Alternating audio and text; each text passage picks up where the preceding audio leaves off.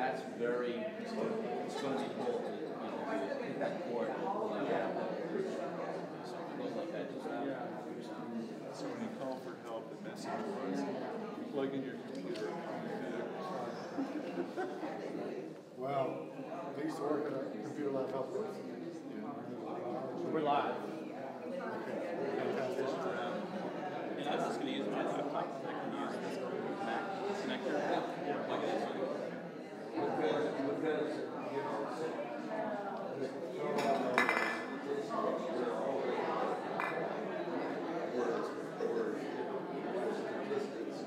we go. These rooms, these gray rooms come out real dark, So I think that looks pretty good. You started Spit on your face. Did you want this is mine. hold on.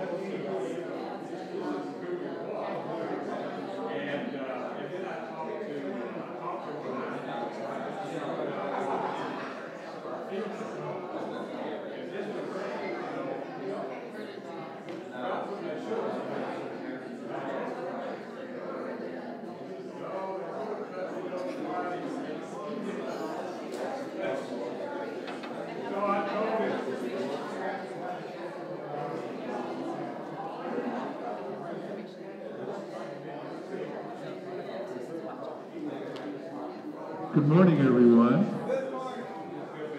I'd like to announce that we've gone live with our live stream. So if anybody has plans on any unexpected demonstrations, the free speech area is in the parking lot.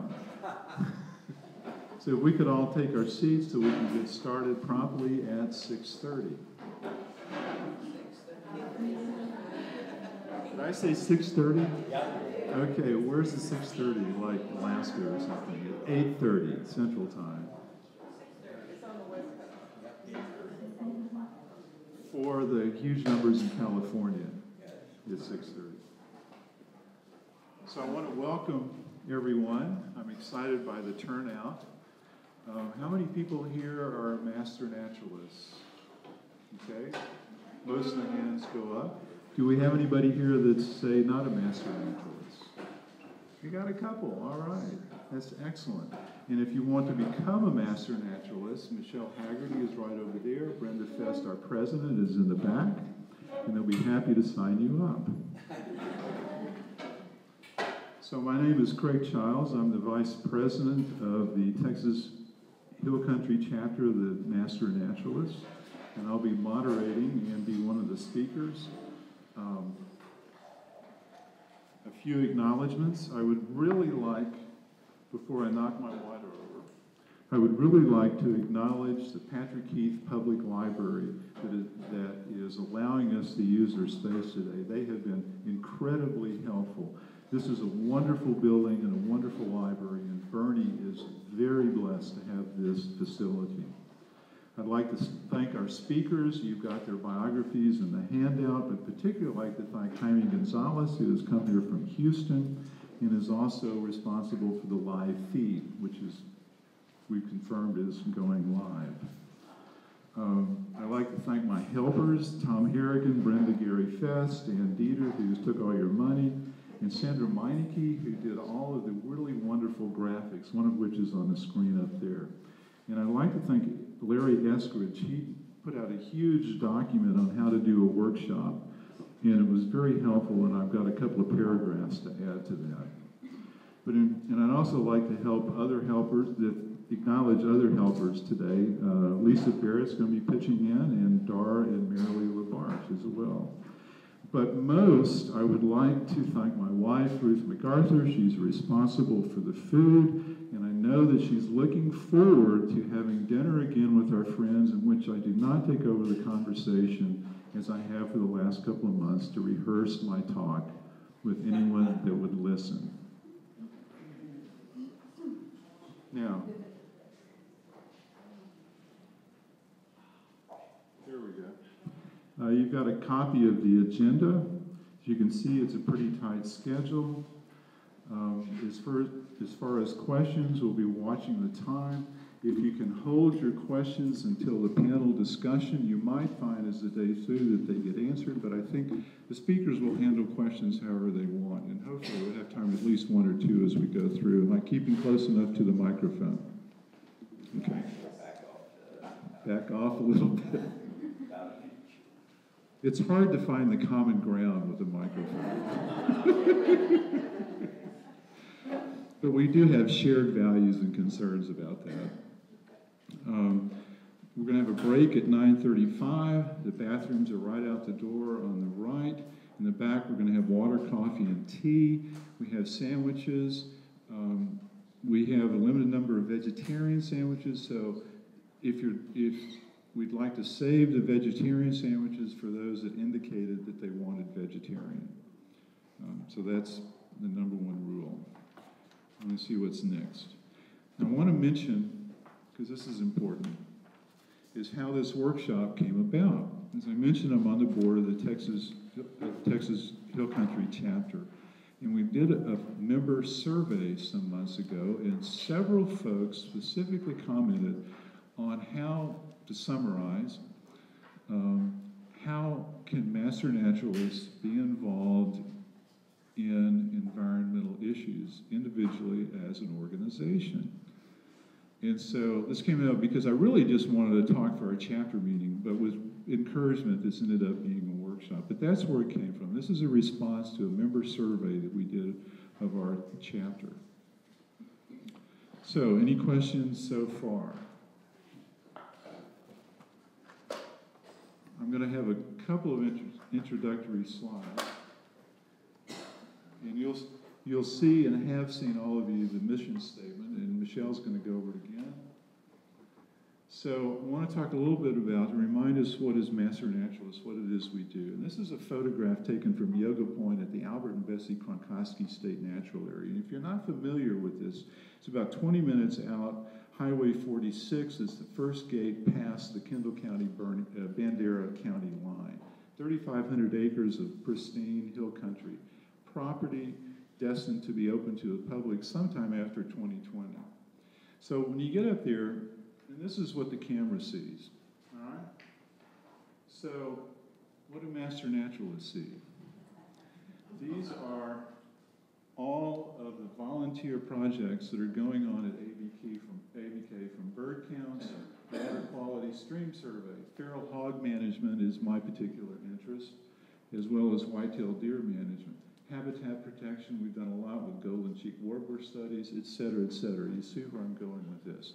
State natural area, all of this is volunteer driven. So I'm showing this to remind us that we are hands-on. What do we do today about the environment? Get our hands dirty, environmentalists. That's what we do as Master Naturalists. So I want to talk about a theory that I picked up from a friend of mine. And we're talking about, how is public policy produced? Because that's what we're talking about today. And how do we fit into that? So I'm going to present the black box theory of public policy. So as Master Naturalists, we are definitely involved in this aspect, okay? It's about how does science get into policy. So we're definitely involved with this as citizen scientists, producing data,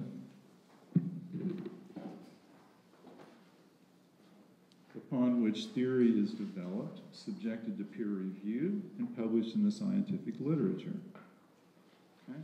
And there's a whole host of issues in this process, which we don't have time to go into. Well, all of this goes into the black box where we see government, public, media, and NGOs, non-governmental organizations. And this is where the hard work happens to produce good policy. And what comes out, whether or not how well this fits in with the science, whether there's a good match, depends on what goes on in the black box. Now, where do we fit in? I contend that we belong here, but as an organization, if not individually, we belong in the black box. And why? Because the Master Naturalist program is under the auspices of the Texas Parks and Wildlife. In other words, we represent the government. We interact with the public with our outreach. We interact with the media, hopefully in positive ways. And we partner with non-governmental organizations, two of which are represented here today. The Katy Prairie Conservancy and the Cibolo Nature Center and Farm. So like it or not, we're in the black box. And the thrust of what we're talking about is how we can function effectively within this black box.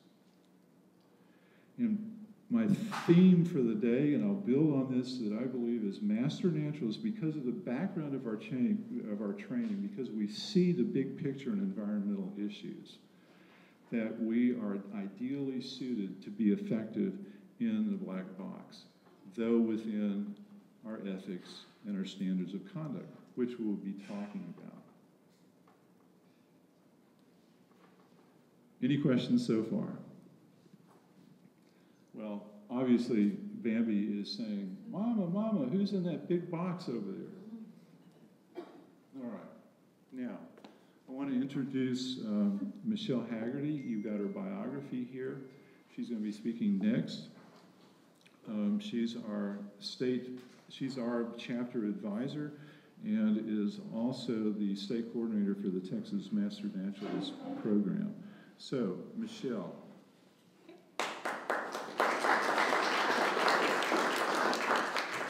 Craig. Just before I start with my my slides real quick. I'm in communication with a couple of our chapters are doing folk or groups together, the same that we're doing here this morning in other cities. And so they've asked us to maybe if we could possibly reposition the camera because we are live right now.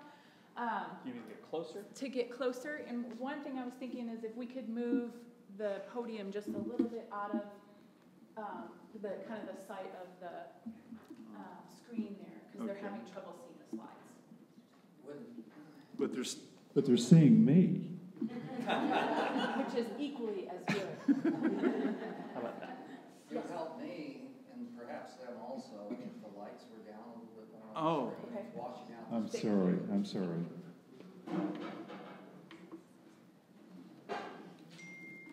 Here we go. That's your pointer. And that moves up and down.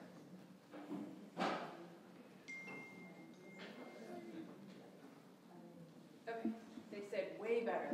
So. Yeah, let me do something else real quick so it's even way, way better.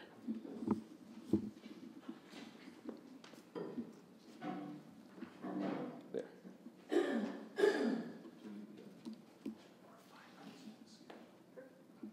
Okay. Okay, and now they say way, way better. So that's great. Thank you.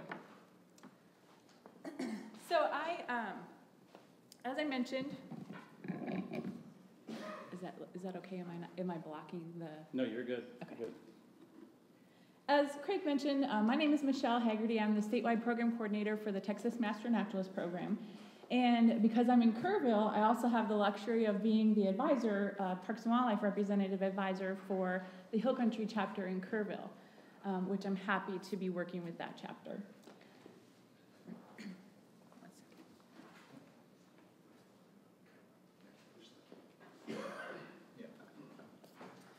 All right, and so, excuse me, one of the things I was asked to do this morning is kind of present the Master Naturalist program and these bookends that we have within the program that may frame our discussion for the rest of the day as far as developing common ground and advancing conservation issues. And Craig, I'll present our state program information in this, and then Craig will follow me with a Master Naturalist interpretation of the empowerment and limitations of these items for the program. So our mission, our Texas Master Naturalist mission, this is the foundation of our program, and it has been the foundation of our program since we established the program in statewide in early 1998. I was not involved in the development of this mission because I wasn't the state program coordinator. There was not a state program coordinator at the time, but our agencies and some of our volunteers from other chapters came together on a development committee for the statewide program and developed this mission. And it has been virtually unchanged since that time. This mission, the mission statement has been the foundation for how our program has developed and how we maintain ourselves today, how we conduct our service, and the natural resource interpretation, function, and stewardship of our natural resources that we're doing on a daily basis through the program. Our mission, again, is to develop a core of Master Naturalist volunteers who provide outreach, education, and service dedicated towards the beneficial management of natural resources. And he can give standards of conduct, and maybe our mission can be somewhat limiting, but also empowering at the same time, but for good reason. Thank you. We're ahead of schedule.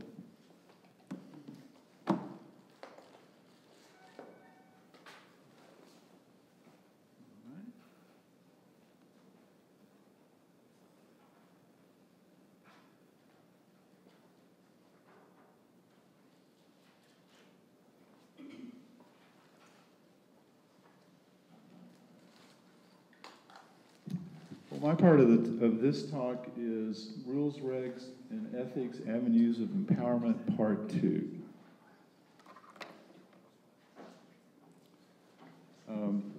Some of my pictures have messages, and this is a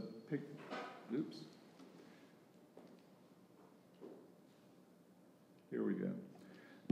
This is an interesting photograph. It shows bookends of a sort. This was taken from our property, and this is an area that we had added to our property some years later. On this side of the fence line had been grazed by cattle, and grass experts will see an abundance of KR bluestem. This area, my wife Ruth personally cleared of juniper. As you can see the change in color, this is little bluestem, a native prairie grass. So kind of bookends there in a way. So the title of my talk really is Life Within the Bookends. And the bookends here are standards of conduct on one side and our code of ethics. Now, I want you all to notice this standard library that every master naturalist would have. We have our textbook, co-authored by Michelle Haggerty. Rufus Stevens and Jan Reed's book. I encourage Rufus to bring a few copies of his books today for those that don't have a copy yet. We've got Sand County Almanac and Jim Stanley's book on hill country land management, all of which are classics, as well as the Sibley that everyone should have, whether or not they like birds. So we're going to talk about life in the bookends. So these are the two that I picked for the bookends. Now, this is from the Code of Ethics. So this is saying what we are supposed to be doing, okay? And I want to emphasize the italics here. We pledge to encourage the use of sound biological information in education and outreach and in management decisions. We're encouraged to use sound science in outreach. We are called to do that. On the other hand, we're forbidden, remember we're part of the government, state agency, even though we support the mission of Texas Parks and Wildlife, same rules that they follow, we are forbidden to engage in advocacy, lobbying, or promoting political issues while performing as a Texas Master Naturalist. That's strictly forbidden. Remember, we represent Texas Parks and Wildlife. Okay? So what are the implications of this positive and negative moral imperative? I'm a word guy, and I'm going to use some of my favorite words like moral imperative and these sorts of things. But that's what we have. We have two moral imperatives here. So I want to talk about how ethics and values come into how we deal with our moral imperatives and how they impact our lives. So I think we're pretty much all familiar with this ancient teaching, thou shalt not steal. Now, what people may not know is one of the ancient interpretations of this teaching is it comes with both a positive and a negative imperative. It's like, okay, I don't get to steal. I understand that. Okay? So I haven't stolen anything. Isn't that enough? Well, no, it's not. What have you done for the poor? It isn't enough to just obey the negative imperative.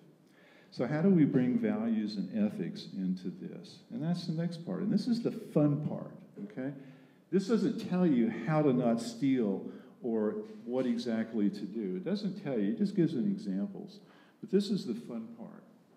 What is stealing anyway? And that's where our values and ethics come in, as we come together and say, well, what is stealing? Now, this teaching we might think of as a synecdoche for everything else that we're going to talk today. A synecdoche is a word, a part that stands for the whole, like great set of wheels in a car. So this teaching, I picked it on purpose because I think it applies to everything that we're going to talk today.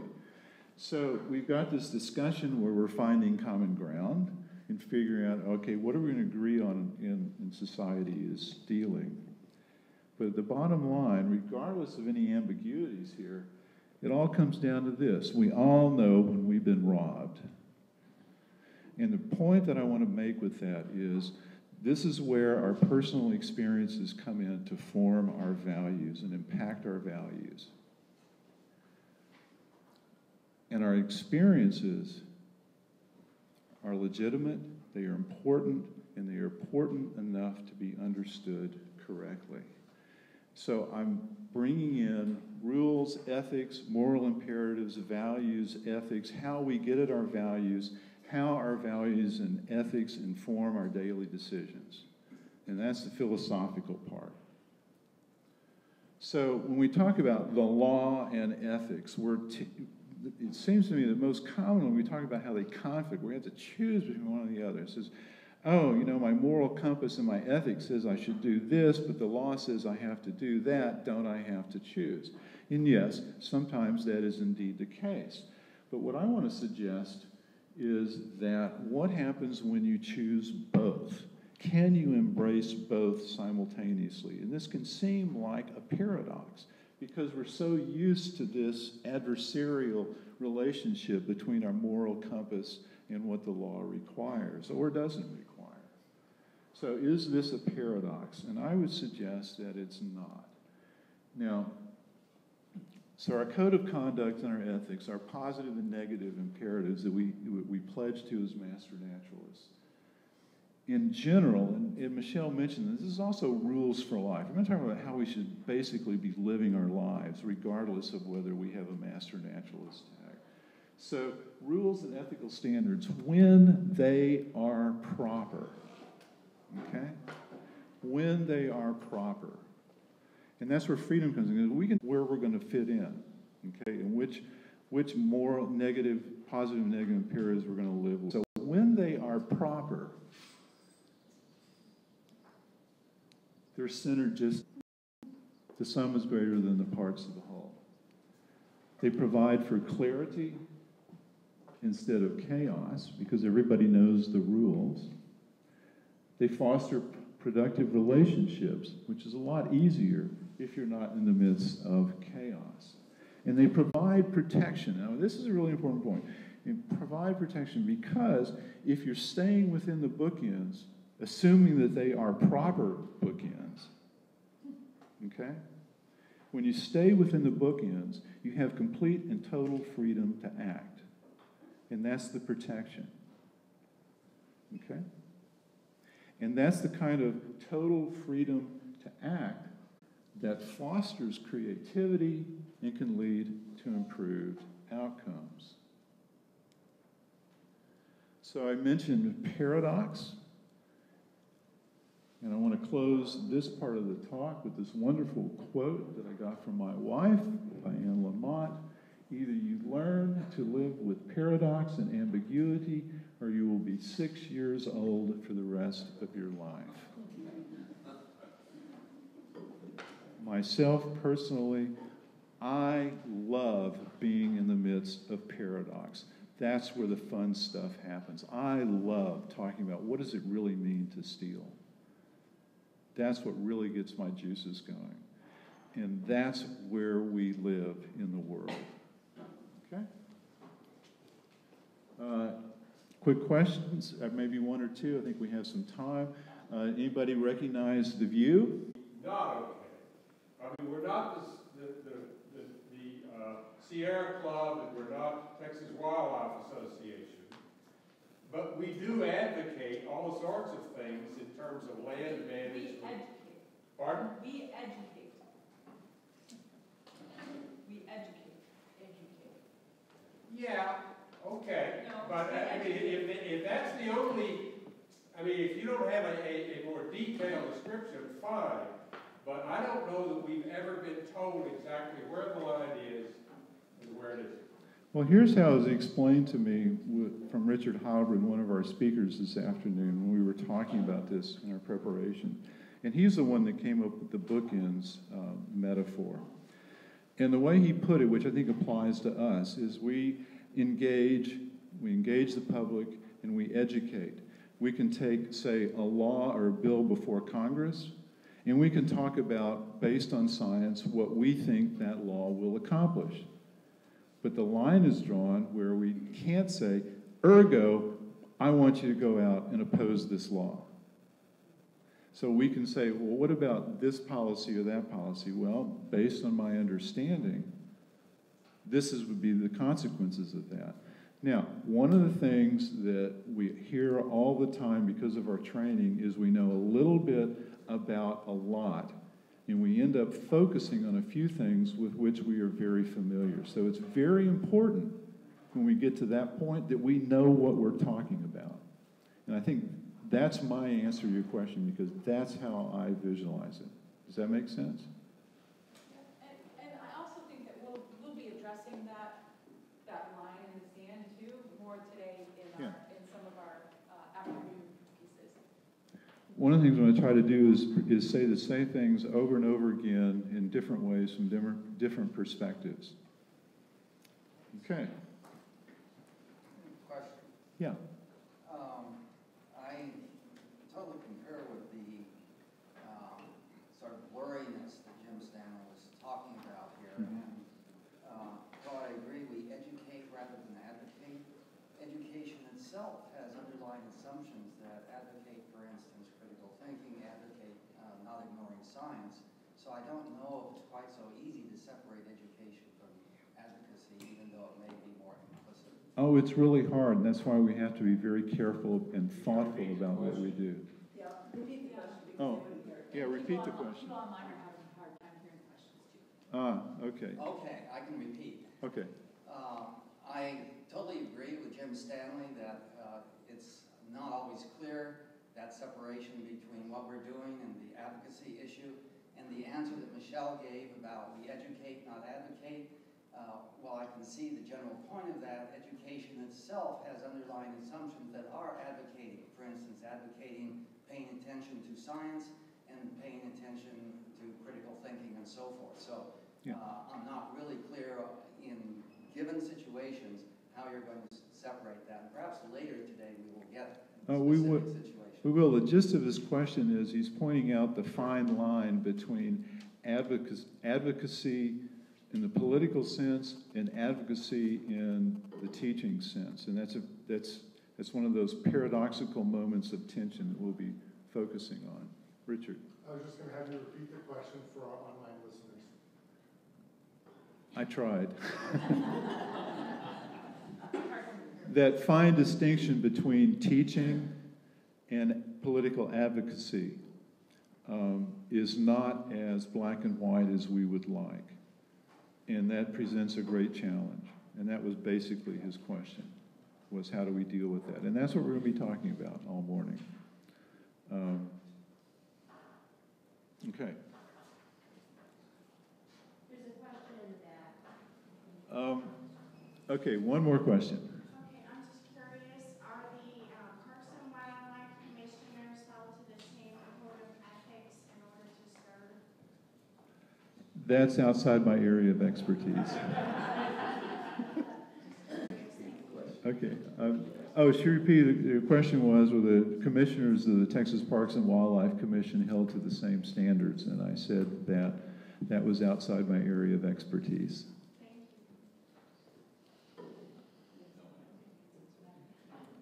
Okay, I'm starting my stopwatch.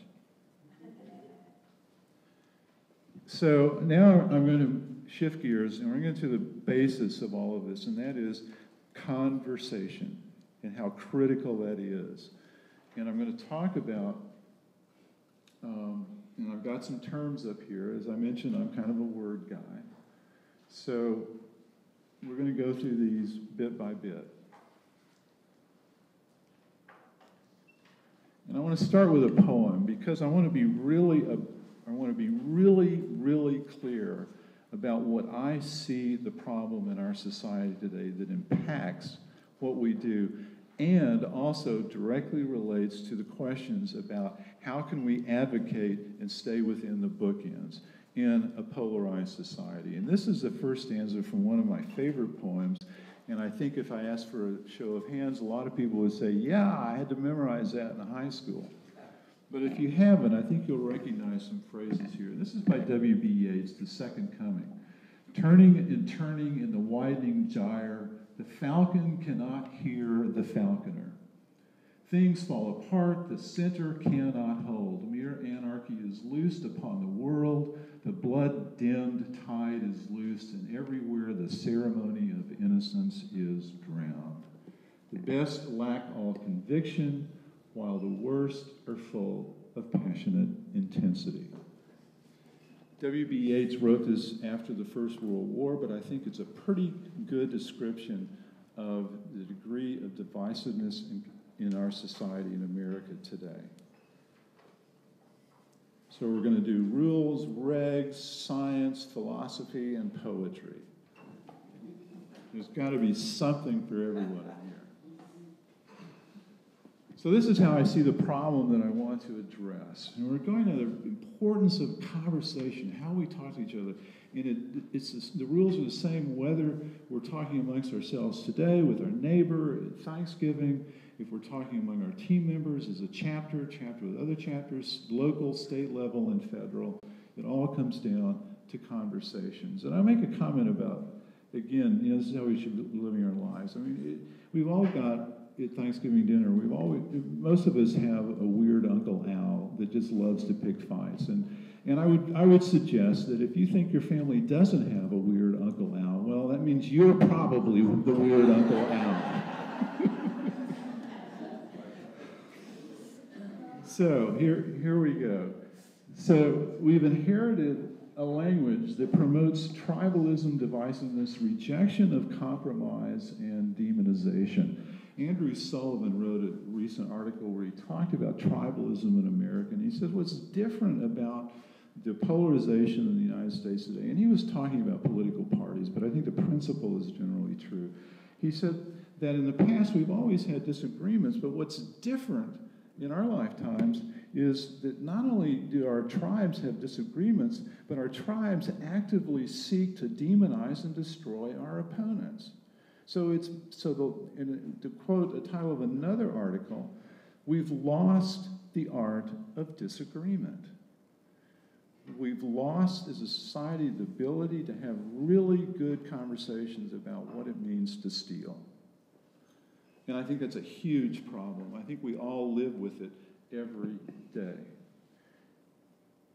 And I believe, and I can substantiate this with some data, that the nature of our public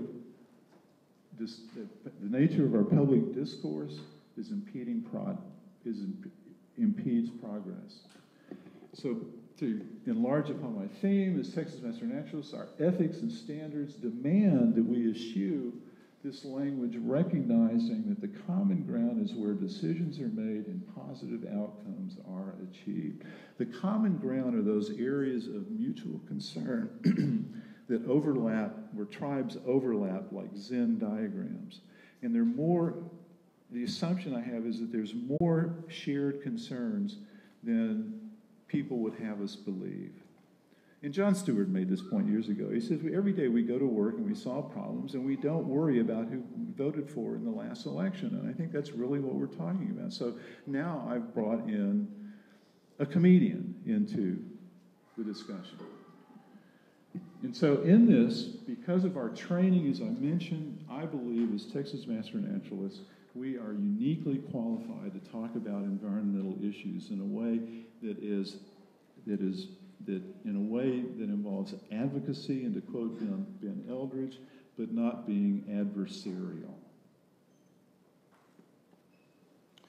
So how serious is the problem? This is a really interesting paper where a survey was done on Nobel laureates in various sciences as to how they view the impact of populism and polarization on science in America today. And 70% said it was a very real or very significant problem.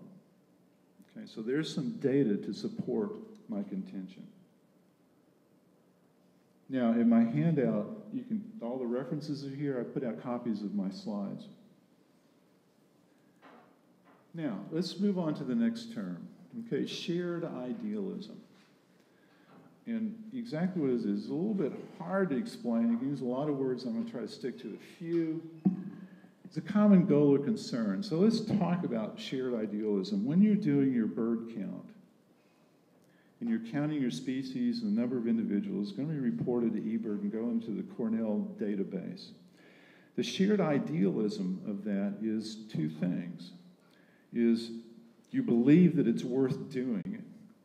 And so you go out and you do it, and you do it well. You notice there's two parts to that. There's a feeling this is worth doing and an action, because idealism must be thought of as both a noun and a verb. And the quote from Herbert Hoover here, I think, says it best. Words without actions are the assassins of idealism. Words without actions are the assassins of idealism. Having all the right beliefs is simply not enough. I haven't stolen, isn't that enough? No, it's not. So now we move on to consensus. And seeing how I am with time. Okay. I'm going to have to go really fast. Oh, no, wait a minute. I was looking at seconds. I'm doing really good. So let's look at some definitions of consensus. And these are pretty straightforward. Middle ground between total dissent and total disagreement. Okay. Implies shared values and goals. Broad agreement on specific issues and overall direction. Stakeholders and publics, and I'll define these terms. The stakeholders and publics accept and support the decision and understands the reason for making it. Okay, these are great definitions, but if you'll notice, they tell you absolutely nothing about how to achieve consensus. There's nothing, there's no guidelines there in the simple definition, and that's where leadership comes in. And to quote Martin Luther King, and that's where we come in as leaders. To quote Martin Luther King, a genuine leader is not a searcher for consensus, but a molder of consensus. Okay? Noun and a verb. So I want to talk a little bit about the literature. You know, the other speakers there, they've actually done this stuff. And for me, a lot of this is theory, but you know, I may have mentioned I'm a retired pathologist, and so we like to look at the literature and see what the literature has to say. And what I found in preparing for this is there's a huge body of scientific literature about what works and doesn't work when it comes to promoting success in environmental initiatives. In the social sciences, in poli-science, et cetera, a huge volume of literature. So if you want to read one article, and it'll take 3 or 4 weeks to get through it as it did me, this is by Reed et al. A Theory of Participation, What Makes Stakeholders in Public Engagement and Environmental Management Work. So you can see from the title of this workshop, we tried to follow the pattern of academia with a really long title that's hard to fit into the space. So 2 definitions. I want you to remember these 2 definitions as we go through today, and that is stakeholders, those who are affected by or can affect a decision. Now, this is really important in Texas because, as all of you know, 97%, and if that's the wrong person, correct me, but I think it's 97% of land in Texas is privately owned. So, what happens significantly in environmental initiatives involves private landowners. So we have a lot of stakeholders. And then the other definition is this article called publics, and those are folks who either believe or are not involved with the decision-making process, but engage with these issues through communication. I found the best way, the way I understood this is like Facebook, for example. Okay? So who do you invite to the table? You have to bring both to the table. And that's very important. A few other things. Now, I'm going to go through these slides a little bit quickly because there's a lot of information there. And this is some of their recommendations. They said, look, maybe you don't achieve your goal, but if all you achieve is better working relationships and increased trust, call that a victory. It's important to understand the local context. We'll hear a lot about that today. Develop shared goals and co-produced outcomes. And that's another word that I want to remember. So I want you all to remember is co-produced outcomes. Okay? And everyone at the table must have equal opportunity to contribute and participate. So, the word from this slide, co-produced outcomes in your initiative. And to recognize that deeply held values, remember going back when I was talking about experience, the importance of experience, how experience impacts our values. And those values can be deeply held because of the struggle that many of us have with our experiences to make peace with what we've actually seen. So deeply held values may be your biggest obstacle to get over. And we're going to talk about values a lot and how to deal with differing values in ways that are productive. Again, rules for life. And this is a quickie. Just match your resources to the problem at hand. If you're going to take more than the group running your HOA if you want to stop change. If you don't need your HOA, if you don't need the Master Naturalist land management support if you want to fence in some of your trees. So match your resources to the time frame involved and the problem at hand. So another thing I mentioned, I'm a pathologist. Physicians love slides that start out with things like 82 cases were examined. This is our stock and trade. And I found this really neat article. So they looked at 82 cases, and this is coming to the same thing from a slightly different perspective. 82 cases of conservation projects, and they identified 4 things that correlated with positive attitudinal change. In other words, 4 things that correlated with folks changing their attitude about the issue at hand. And they're similar to what I've talked about in the other papers, but a little bit different. And they talk about the importance of integrating shareholder knowledge, but also values. See, there's always going to be knowledge and values. Knowledge and values. It's going to come up over and over again. Engage with the stockholders, stockholders. Sometimes the stakeholders are stockholders. Engage with the stakeholders throughout the project, and at all times, everything has to be transparent, and you must always keep a focus on building trust. Now, if the science seems straightforward, and okay, I'm halfway through, I'm doing good. The science seems straightforward, and this is one of my favorite photographs. I wish I had taken this, but Nancy Drucker, one of our Hill Country Master Naturalists, took this at ABK. And this is a killdeer, which is a ground nesting bird. And if we anthropomorphize just a little bit, you can see that this bird is looking rather concerned and perplexed. I think it's appropriate. This is a slide that's meant to appeal to both your left and right brain, and emotion and rationale. And this is a nesting bird. And if anybody's familiar with hogs and feral swine in Texas, you know that feral swine are a huge threat to ground nesting bird. And so this killdeer that's looking very disturbed and upset is standing in the middle of an extensive area that has been dug up by hogs. So the science with this one picture is really pretty straightforward. But it brings us to a problem. And I'm even addressing both the emotional and the rational side with this picture. That's why I love this picture so much. So what happens when the science seems so straightforward? But this is the problem we get up to. Why don't facts convince? Now, this is an observation that a lot of people have made when they've looked at these issues, is the reality that facts alone just don't convince. And the message that I want to leave you with this issue, if nothing else, is that there's nothing sinister about this. If you're talking to someone, you're throwing graphs and data and they're not believing you, there's nothing sinister about that person. It's just human nature. Because in any conversation, there's always a right and a left brain. There's the rational response and the emotional response, which frequently goes back to those deeply held values that are based on our experiences.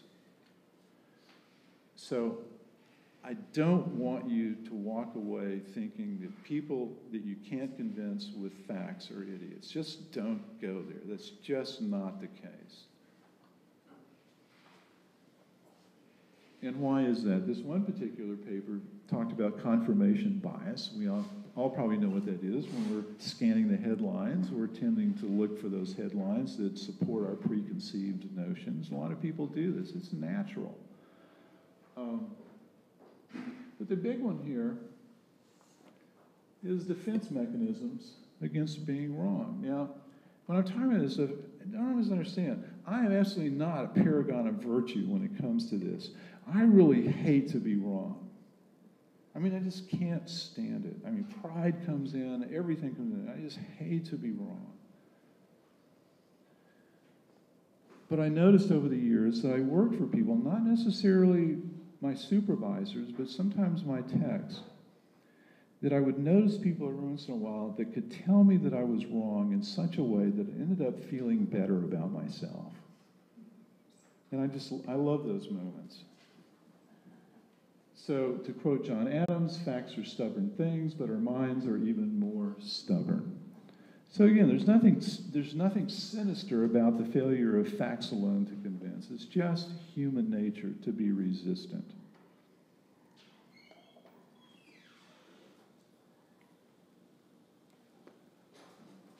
So I'm looking at this from another angle, from the literature. And this is a really interesting study where they looked at public awareness and perception of risk of climate change. You know, I was going to incorporate climate change in my talk, and I made that decision pretty early. But little did I know, we were about to have 3 record-breaking hurricanes, the American West would catch on fire, and there would be typhoons all across Asia. And I can tell you, it changed completely the urgency of what I decided to talk about today. So predictors of, and so this paper looked worldwide, looked at China, Europe, North Africa, and they looked at the United States, and this data is what they found for the United States. So predictors of public climate change awareness, just awareness, okay? What correlated with awareness? Civic engagement, access to communication, and education. And that's just awareness, okay? But let's look at perception of risk. And remember,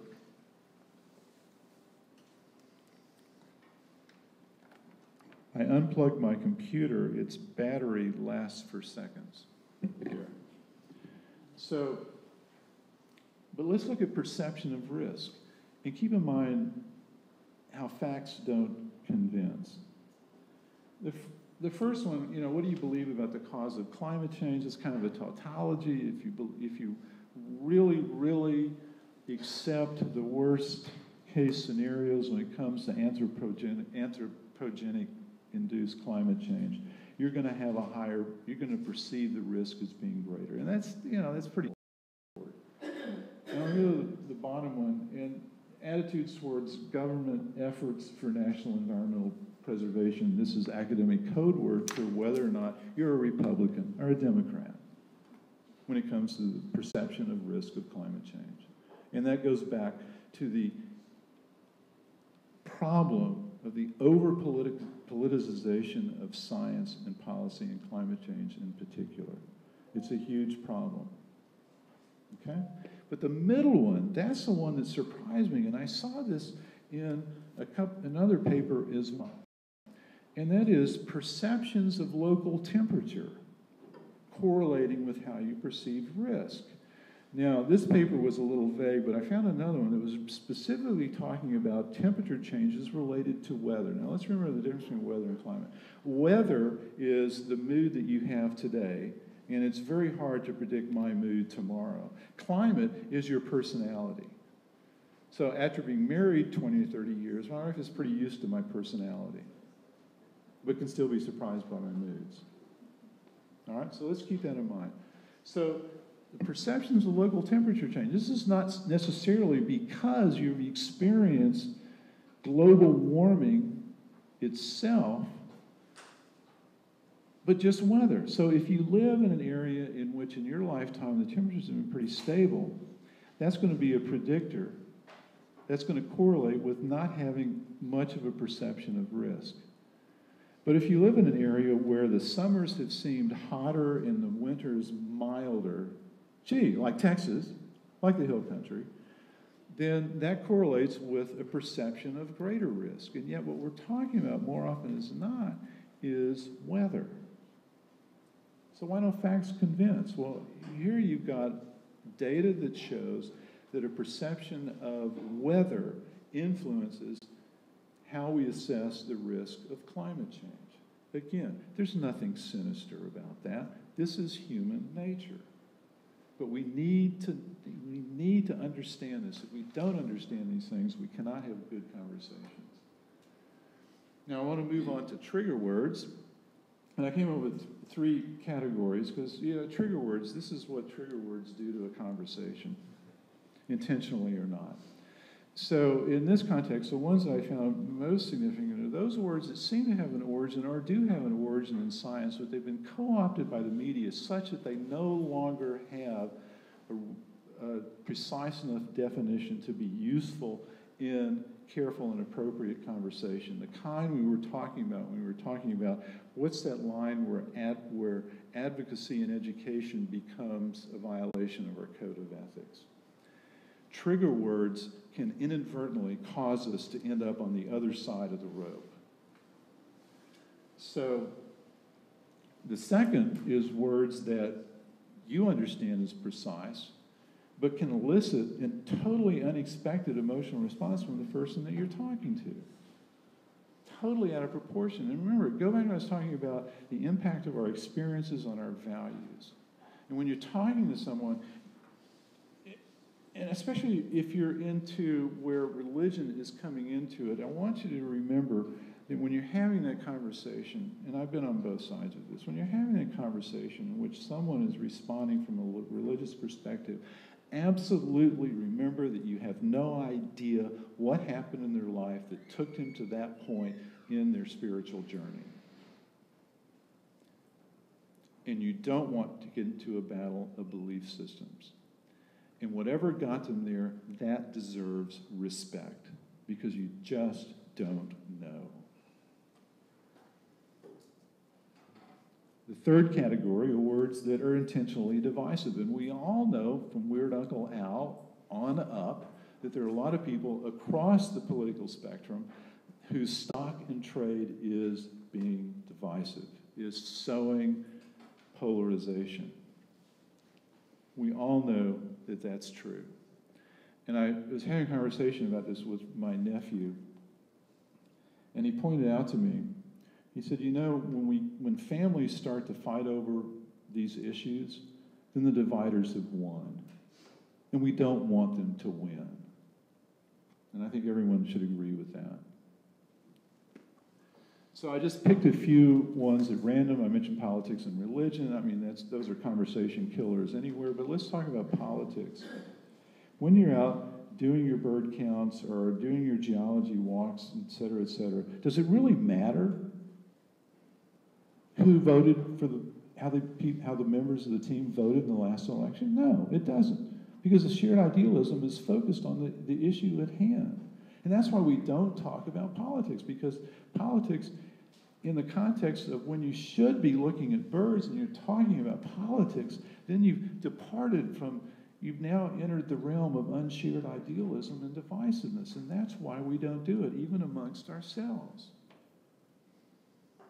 So I've already broken the second rule when I quoted Herbert Hoover, but any president, I think, since Theodore Roosevelt, for me, hunting comes up. In my family, I'm pretty much the only hunter, and so I have to be careful that, especially when family in the Northeast, where Thanksgiving or Christmas, I have to remember that I don't want to be weird Uncle Al who kills animals, and I have to be very careful about that. So this is an issue, and if we have time, we can talk more about. Well, we'll come up later.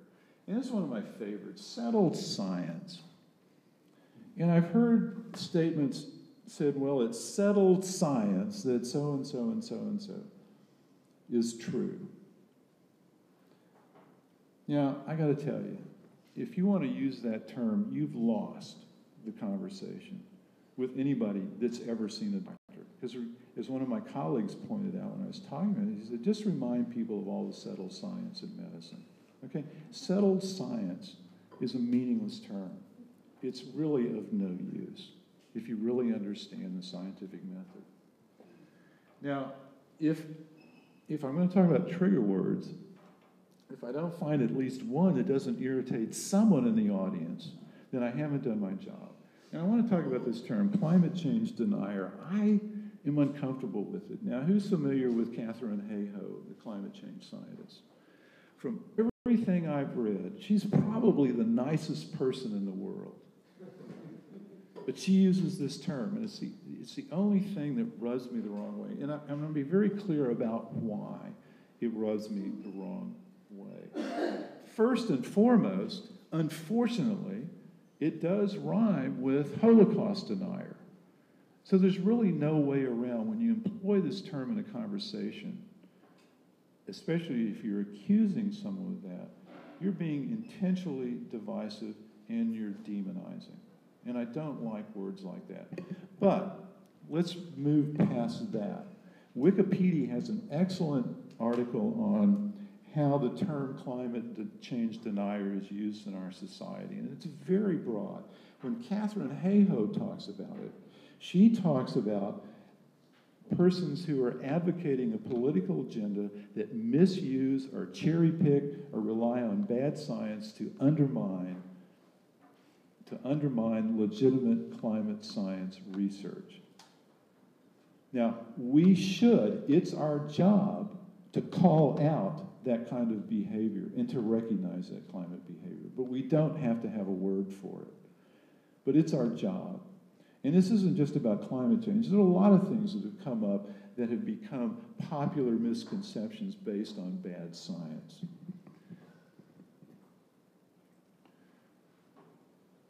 But the problem with the term is that it applies very broadly. So visualize talking with climate change someone, and the person says,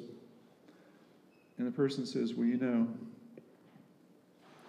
the only solution to climate change is the destruction of worldwide capitalism. And if you don't believe that, you're a climate change denier. Well, I think I've made my point. It's a very broadly used term that applies too broadly to be of any value in the conversations that we should be having. So I don't like this word. But I pretty much like everything else that Catherine Hayhoe says. So have avoidance strategies. I've got a minute left. Know what you're talking about. If you're going to use scientific terms, use them correctly. Part of effective outreach is appropriate use of scientific terms. So we shouldn't shy away from things like saying theory, as long as we really understand what we're talking about and can explain what we're talking about. And also avoid being overly technical. So if you throw out too many $50 words to make a 50-cent thought, you're going to risk this response from your audience, from my dear departed chancellor. What?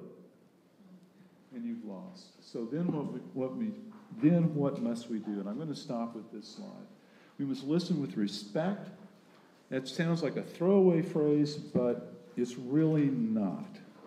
Remember how we talked about those defense mechanisms about being wrong, okay?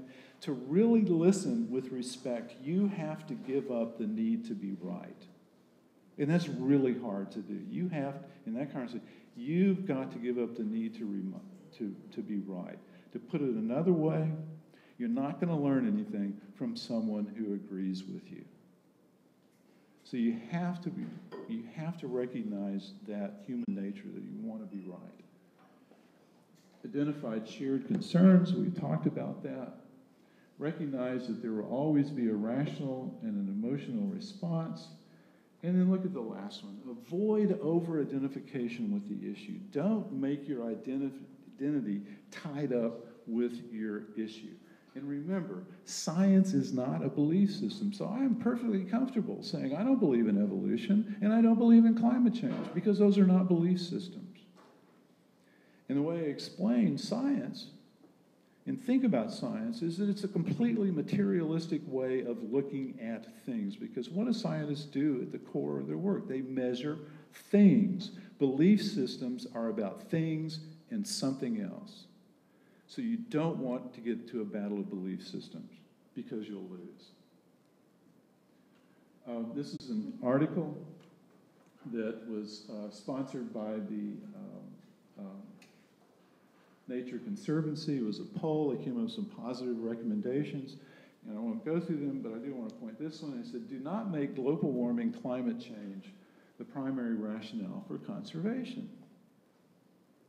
Because climate change is the ultimate trigger word, right? This is one of the most divisive issues in our society today. Now, I'm going to skip this. I'm going to go back to this. So, okay, I'm pushing my time. I'm going to make the point this way.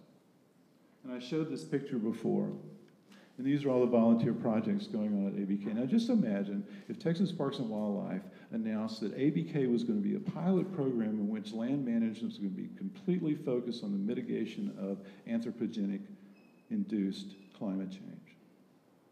What would be the reaction in our political structure in Texas? You'd be a little negative, right? And we agree on this?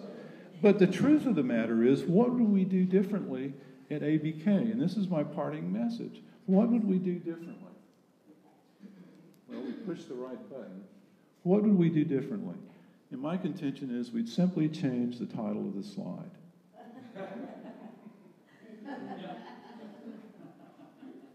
And that's true, and that's based on sound science. I mean, we're creating a carbon sink if you want to use that language. So you may not give a hoot about what's going to happen 50 years from now, but you probably might be concerned about the feral hogs killing your ground nesting birds. Shared idealism. Match your resources to the problem at hand that you can actually solve.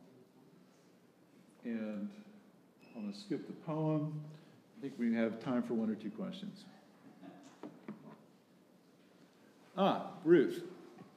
Yeah, I know on your life I'm supposed to keep my mouth shut, but I'm also like a poet and a dreamer. I'm not a scientist, like, at all. So if there's anybody else in this room, maybe you could explain why settled science is not a good thing to say. My wife Ruth asked me why about my assertion that the term settled science is not a useful term. And the way I would explain that is when you understand science, really nothing is really settled. That's just the nature of the beast. We have theories, and theories are based upon data. And the theories that hold sway are those theories that are based on that so well fit the preponderance of data that they hold true at least for the time being. So is anything really proven in science? No, it's not. But you can't let that fact, you can't allow people to use that to drive a freight train through your argument. When you say settled science, you say, no, science is never settled. Okay, that's beside the point. And I think that's my answer. I mean,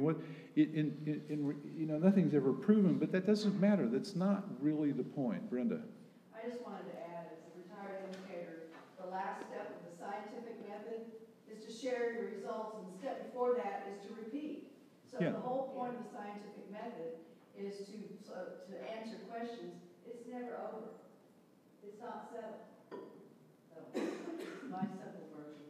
Now, I was going to show a slide, which I don't have time for, in which, no, I won't go to that. My time is up. Anything else? Question over here from David. Yeah. Did you have a question? No, I did not. Oh, All right, very good. And if I'm lucky, it's 9:37. It's time for a break. I only went 2 minutes over. All right. Thank you. So we'll come back in 10 minutes. You check your schedule to see if I'm right.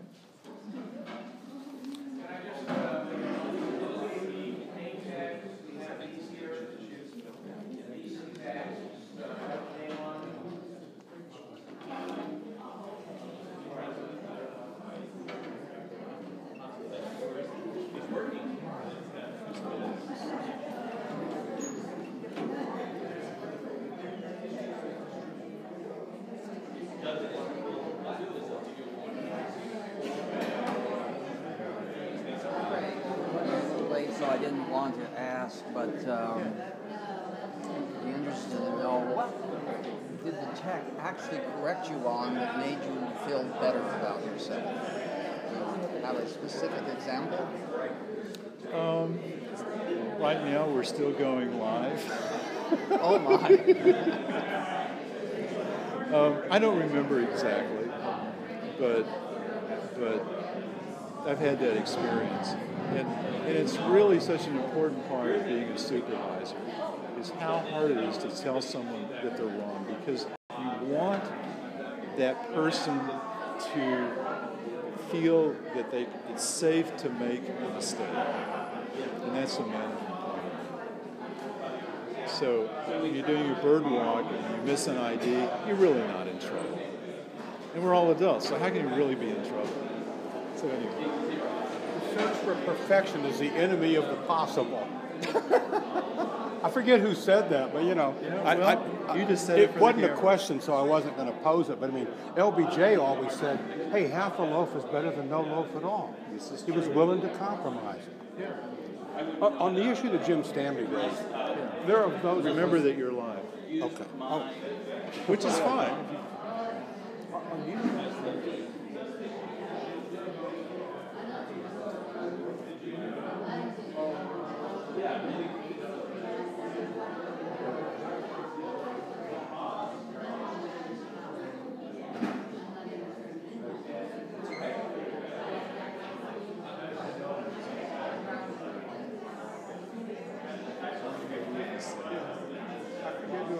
I couldn't remember the quotation.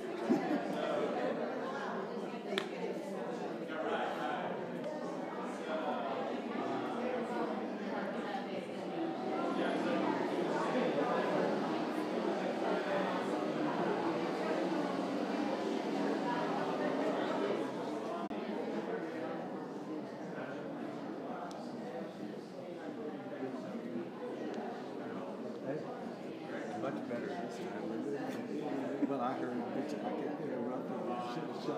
Wonderful presentation. You like that? Good. We're still live. This is my friend David. He's telling me what a wonderful presentation. Good to see you. Good to see you.